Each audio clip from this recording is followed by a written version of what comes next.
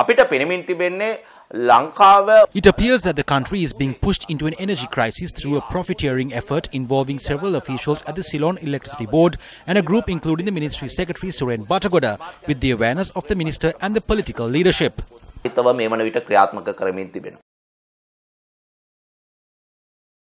According to the CEB's generation report issued in March, 49% of the country's total electricity generation was supplied by coal-fired power plants.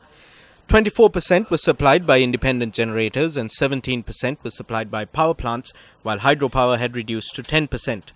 Against this backdrop, the manner in which the CEB has been purchasing power from private power plants is evident.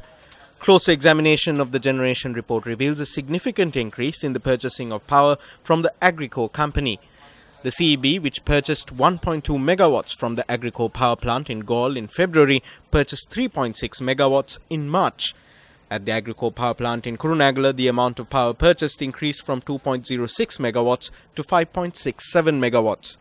According to the CEB, the power was purchased at a high cost of 28 rupees per kilowatt hour.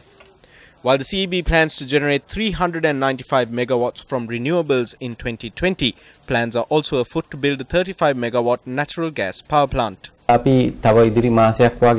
If tenders can be called within the next month for power plants to generate 1,500 megawatts, then I believe we can obtain these power plants in time. Tenders must be called immediately. The required locations must be identified. After calling tenders for construction, it must be implemented in line with the plan. This must be done swiftly if it is to be done in time. According to the CEB's 20-year generation plan, which was approved on the 20th of July by the Public Utilities Commission, it is essential to establish a 300 megawatt combined cycle natural gas power plant by 2019. However, a supplier is yet to be chosen for this project. While 8 companies had bid for the tender, 6 have been shortlisted. Among the 6 shortlisted companies is Lanka Transformers, a subsidiary of the CEB. While one tender was opened recently, it was suspended in the face of strong opposition. Questions have arisen regarding Lanka Transformers because since it was bidding for a government tender, another bidder had submitted that this disqualified them from bidding. During the discussion on this, the minister in charge of the police had also spoken about this in cabinet.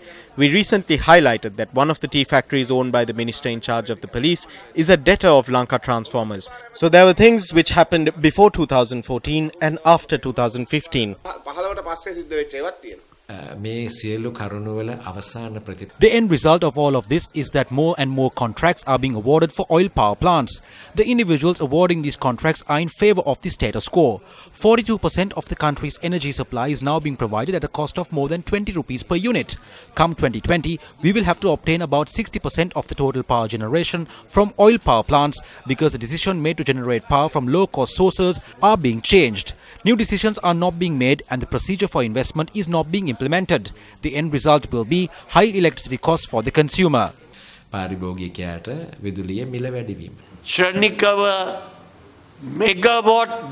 They say they are going for systems which will not harm our beautiful environment, but in truth, what are they doing? Suddenly, they are going to purchase 1,000 megawatts from private sector oil power plants. They are going to purchase 1,000 megawatts at 37 rupees per kilowatt hour.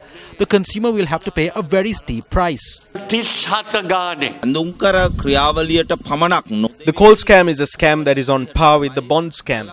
Suren Batagoda, the ministry secretary involved in the tender process which shook the conscience of the Supreme Court, is still holding his position in that ministry. Generators were purchased and cabinet approval was sought. It was purchased illegally in violation of the tender process and these diesel generators are on the high seas. Suren Batagoda succeeded in completely stalling Sri Lanka's investment process for LNG power plants. Later, he said it would be an LNG and diesel power plant and in truth worked to establish a diesel power plant in Kerawalapitia. The serious corruption in the tender has already come to light. The same officials behind the coal scam are behind this scam, first removing 2 companies and then removing another 4 companies in order to grant the tender to a company of their choosing. This is a serious act of corruption. The energy mafia, the engineers mafia, the diesel energy mafia and the diesel energy racket which they are trying to reintroduce under the guise of LNG must be investigated.